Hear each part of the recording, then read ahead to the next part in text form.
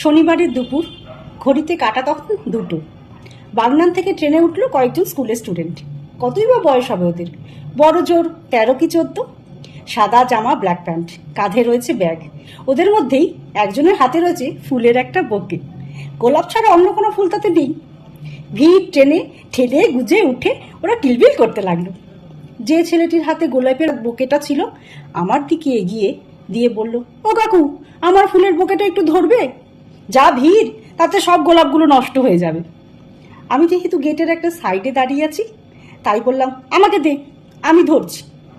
আমার হাতে বোকেটা ধরিয়ে দিয়ে একটু নিশ্চিন্তে দাঁড়ালো আমার সামনেই। ওদের মধ্যেই একজন হঠাৎ করে জিজ্ঞেস করলো, এই এই, তোর ফুলের বোকেটা কোথায় গেল রে? ছেলেটি বলল, ওই তো কাকুর হাতে ধরিয়ে দিয়েছি। আর চিনতে নেই। ফুলের বোকেটা আমার হাতে আছে, লাল টকটকে বেশ কয়েকটি গোলাপ, ভারী সুন্দর। জিজ্ঞেস করলাম, হ্যাঁ রে, এই ফুলের বোকেটা কোথা থেকে পেলি? কেউ কি তোকে দিয়েছে নাকি এতগুলো লাল গোলাপ? এখনকার ছেলে তো ভীষণ স্মার্ট। বলল, কে আর দেবে, কিনলাম। 80 টাকা নিয়েছে।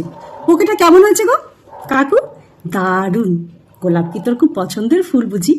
আমার ফার্স্ট প্রেফারেন্স গোলাপ, সেকেন্ড জুঁই। তা গোলাপটা কার জন্য? কেউ স্পেশাল আছে নাকি? স্পেশাল তো বটেই, স্মার্টলি উত্তর দিল। আমার প্রথম গার্লফ্রেন্ড। প্রথম গার্লফ্রেন্ড বলতেই কেমন যেন একটা সন্দেহ হলো। বললাম, প্রথম গার্লফ্রেন্ড বললি কেন? সেকেন্ড কেউ আছে নাকি? ছেলেটি হাসলো, হাসতে হাসতেই বলল, সেকেন্ড এখনো ভাবিনি, যখন হবে তখন ভাববো। ফার্স্ট গার্লফ্রেন্ড তো আমার মা। আজ আমার মায়ের জন্মদিন, মাকে সারপ্রাইজ দেব।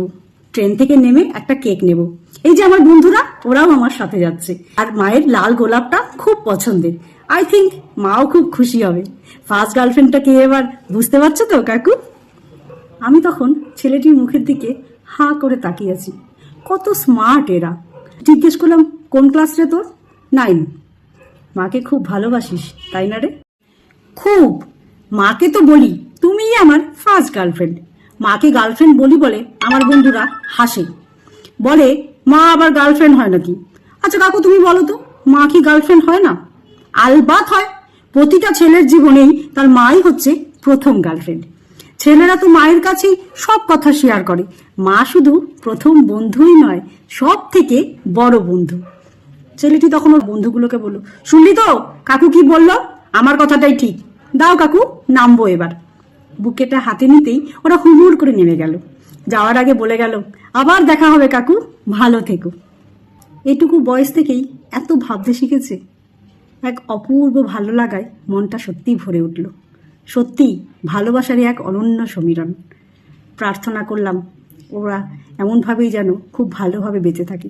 এই ভাবনার বীজ যেন ওদের মধ্যে আজীবন থেকে থাকে। গল্প ফার্স্ট গার্লফ্রেন্ড, কলমে সরজিৎ ঘোষ।